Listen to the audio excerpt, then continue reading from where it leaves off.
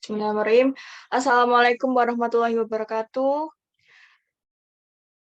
Yang terhormat Waalaikumsalam dosen warahmatullahi. pengampu mata kuliah kewarganegaraan, Bapak Muhammad Junaidi, SOS MSI, dan teman-teman yang saya banggakan.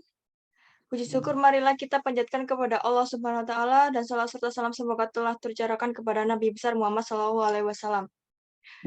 Adapun topik yang akan kita diskusikan pada diskusi kali ini yaitu tentang demokrasi Indonesia. Dan saya sendiri, Salsabila Hidayati, selaku moderator akan membimbing jalannya diskusi kali ini. Sebelumnya, perkenalkan nama anggota kelompok kami. Yang pertama ada Rodatul Awalina, dan yang kedua ada Mas Indafa, dan yang ketiga ada Reza Junior, dan yang keempat Yulutatri Arini, dan yang terakhir Muhammad Ahmal Hafiz. Nah, sebelumnya materi yang pertama akan disampaikan oleh Reza Dwi Junior. Saya persilakan.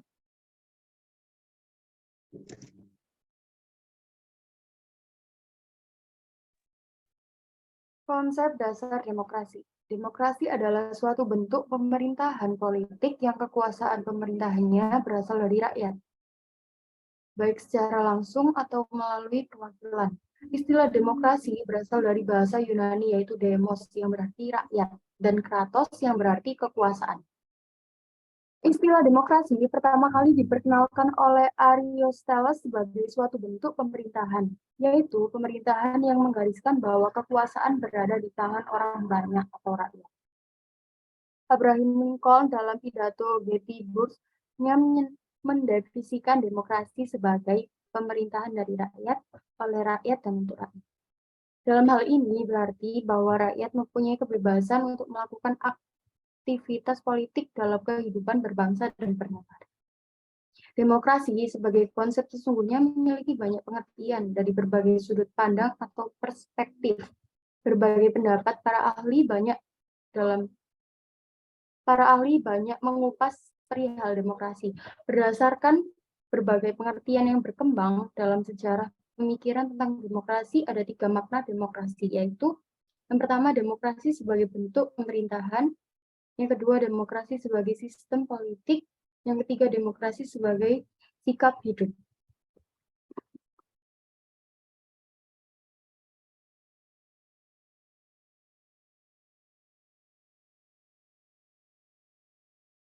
Baik, terima kasih. Materi selanjutnya akan dipaparkan oleh Salsabila Hidayati.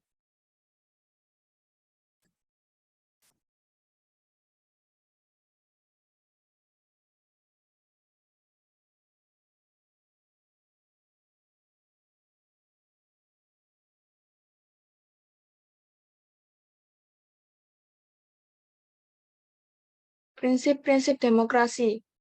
Pendapat yang dikemukakan oleh Mas Wadi Rauf 1997 bahwa demokrasi itu memiliki 2 prinsip utama demokrasi, yakni kebebasan atau persamaan atau freedom atau equality, dan kedaulatan rakyat atau people's sovereignty. Yang pertama, kebebasan atau persamaan atau freedom atau equality. Kebebasan dan persamaan adalah faktor fondasi demokrasi. Demokrasi adalah sistem politik yang melindungi kebebasan warganya sekaligus memberi tugas pemerintah untuk menjamin kebebasan tersebut. Pada dasarnya, demokrasi merupakan pelembagaan dari kebebasan, dan demokrasi berasumsi bahwa semua orang sama derajat dan hak-haknya sehingga harus diperlakukan sama pula dalam pemerintahnya. Dan kedua, kedaulatan rakyat, people's sovereignty. Konsep kedaulatan rakyat hakikatnya kebijakan yang dibuat adalah atas kehendak rakyat dan untuk kepentingan rakyat.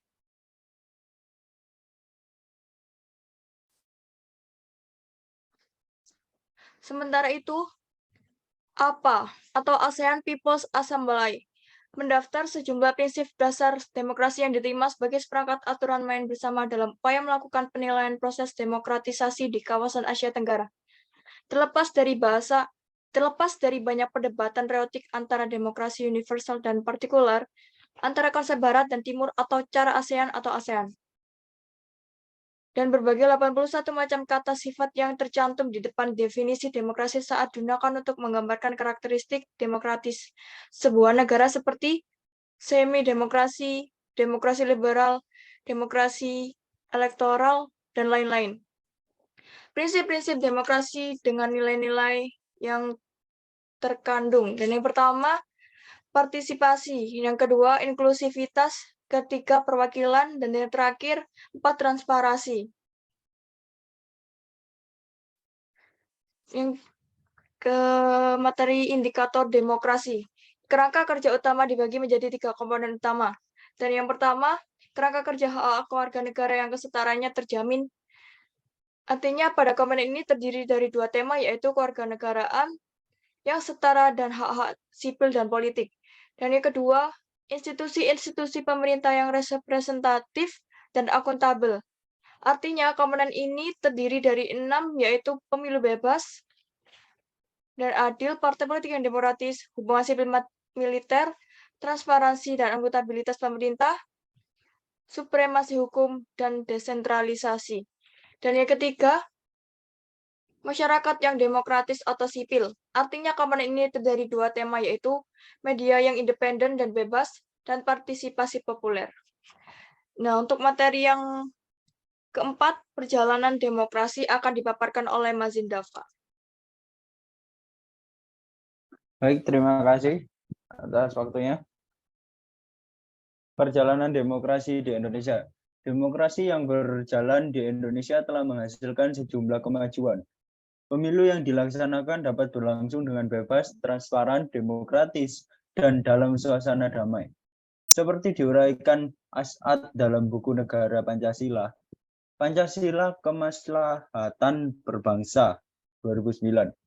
Masyarakat mengharapkan peningkatan demokrasi seiring dengan kemajuan prosedur demokrasi. Masyarakat juga mengharapkan pemerintah yang dihasilkan melalui prosedur demokrasi dapat lebih mengutamakan kepentingan publik jauh lebih baik dibandingkan masa sebelumnya. Baik, terima kasih. Untuk materi yang kelima, yaitu praktik demokrasi, akan dipaparkan oleh Rodatul Awalina. Saya persilakan.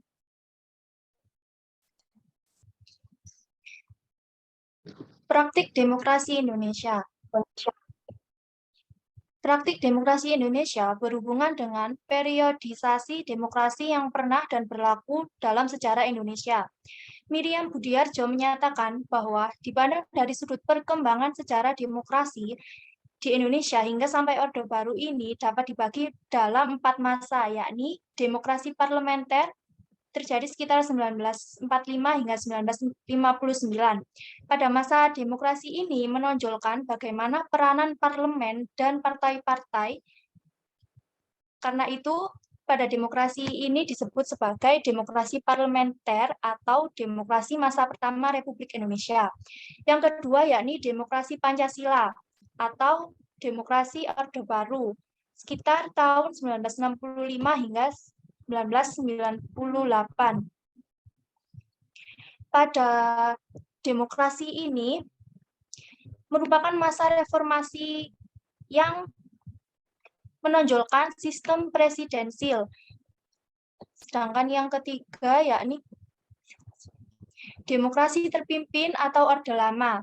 Pada masa ini terjadi sekitar tahun 1959 hingga 1965, di mana masa demokrasi ini terdapat aspek-aspek yang menyimpang dari demokrasi konstitusional yang secara formal merupakan landasan dalam mewujudkan beberapa aspek demokrasi rakyat. Demokrasi yang keempat yakni demokrasi pasca Orde Baru atau masa reformasi, yakni tahun 1998 hingga sekarang. Pada masa ini, demokrasi menginginkan tegaknya demokrasi Indonesia yang tegak, di mana sebagai koreksi akan praktik-praktik politik yang terjadi pada masa demokrasi ketika Republik Indonesia itu sendiri. Sedangkan menurut Afan Ghaffar, alur praktik demokrasi terdiri atas periode masa revolusi kemerdekaan, yakni sekitar 1945 hingga 1949, periode masa demokrasi parlementer tahun 1950 hingga 1959, periode masa demokrasi terpimpin 1960 hingga 1959, 1960 hingga 1965, mohon maaf.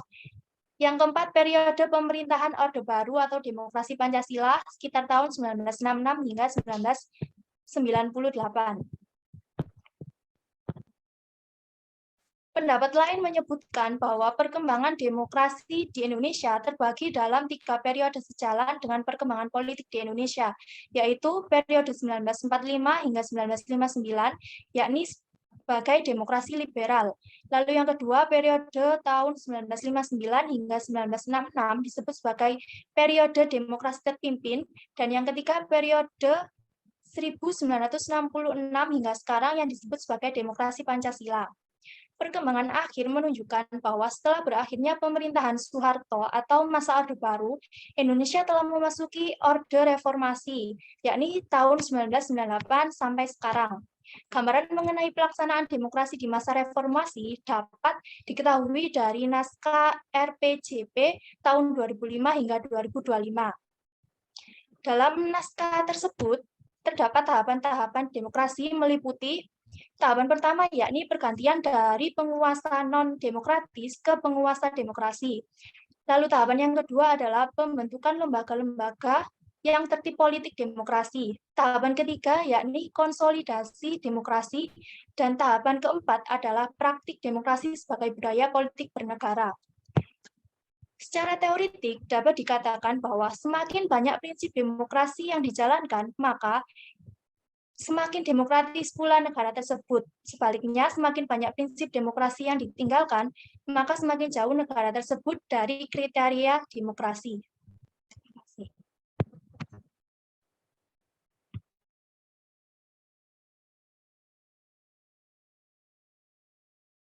Baik, terima kasih. Untuk materi yang keenam adalah pendidikan demokrasi akan dipaparkan oleh Yulita Triarini. Saya persilakan.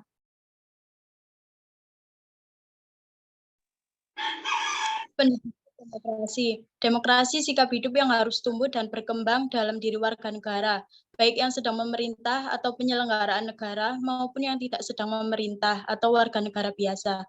Sikap hidup demokrasi ini pada gilirannya akan menghasilkan budaya demokrasi. Sikap hidup dan budaya demokrasi diperlukan guna mendukung untuk bentuk pemerintahan maupun sistem politik demokrasi. Negara demokrasi tanpa adanya sikap hidup dan budaya demokrasi hanya akan menghasilkan kekacauan dan anarki. Demokrasi paling tidak mencakup 2 hal, yaitu struktur dan kultur. Sekiranya diibaratkan dengan rumah demokrasi membutuhkan 2 hal, yaitu struktur demokrasi dan kultur demokrasi. Selanjutnya, pendidikan demokrasi bertujuan mempersiapkan warga masyarakat berperilaku dan bertindak demokratis. Melalui aktivitas menanamkan pada generasi muda akan pengetahuan, kesadaran, dan nilai-nilai demokrasi. Pendidikan demokrasi pada dasarnya membangun kultur demokrasi, yang nantinya bersama dengan struktur demokrasi akan menjadi fondasi bagi negara demokrasi. Baik, terima kasih untuk materi yang ke-7 dan ke-8, yaitu contoh kasus realitas yang pertama, politik uang, dan contoh kasus realitas 2 yang akan dipaparkan oleh Muhammad Akmal Hafiz. Saya persilakan. Terima kasih. Baik, terima kasih. Untuk contoh kasus realitas penerapan demokrasi di Indonesia, yaitu politik uang. Dengan memanfaatkan masalah ekonomi masyarakat yang cenderung masih rendah, maka dengan mudah mereka dapat diperalat. Politik uang atau politik perut adalah suatu bentuk pemberian atau janji menyuap seseorang untuk memilih maupun supaya ia menjalankan haknya dengan cara tertentu pada saat pemilihan umum.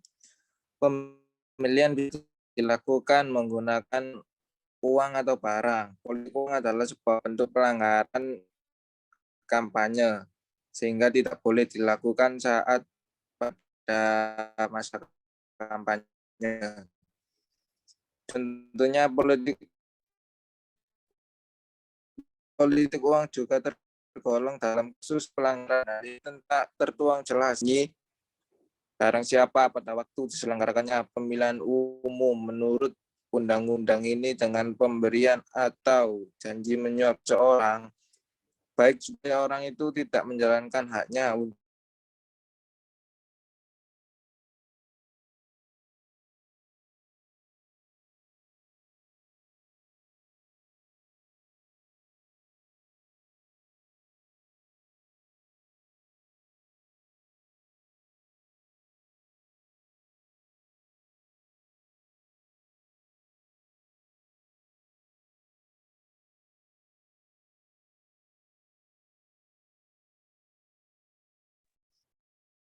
Baik, untuk contoh kasus yang terakhir, yaitu contoh kasus realitas penerapan demokrasi Indonesia. KPK menetapkan Komisioner Komisi Pemilihan Umum Wahyu Setiawan sebagai tersangka kasus dugaan suap. Wakil Ketua KPK Lili Pintauli Siregar menyatakan, kasus suap tersebut terkait dengan penetapan anggota DPR periode 2019 hingga 2024. KPK menyimpulkan adanya dugaan tindak pidana korupsi menerima hadiah atau terkait penetapan anggota DPR Republik Indonesia terpilih tahun 2019 hingga 2024. Dalam kasus ini, KPK juga menetapkan 3 orang tersangka selain Wahyu, yakni mantan anggota Bawaslu Republik Indonesia, yaitu Agustinus Tio Fridelina, serta 2 pihak swasta bernama Harun Masiku dan Saiful. Diduga, Harun Masiku yang merupakan calon anggota DPR RI dari PDIP itu menyuap Wahyu agar ditetapkan sebagai anggota DPR pengganti caleg terpilih yang meninggal dunia, yaitu Nazarudin Kiemas. Pada tersangka penerima suap dijerat dengan pasal 12 ayat 1, huruf A atau B, atau pasal 11 Undang-Undang Nomor 31 Tahun 1999. Sebagaimana telah diubah dengan Undang-Undang Nomor 20 Tahun 2001 tentang pemberantasan tindak pidana korupsi Junito, pasal 55 ayat 1 ke 1 KUHP. Sementara itu, para tersangka pemberi suap dijerat pasal 5 ayat 1, huruf A atau B, atau pasal 13 Undang-Undang Nomor 31 tahun 1999 sebagaimana telah diubah dengan Undang-Undang Nomor 20 tahun 2001 tentang pemberantasan tindak pidana korupsi Junito pasal 55 ayat 1 ke 1 KUHP. Nah, sekian diskusi pada kali ini, yaitu demokrasi di Indonesia. Dan saya sendiri selaku moderator dan mewakili teman-teman sekalian, mohon maaf apabila ada salah kata. Terima kasih. Wassalamualaikum warahmatullahi wabarakatuh. Waalaikumsalam warahmatullahi wabarakatuh.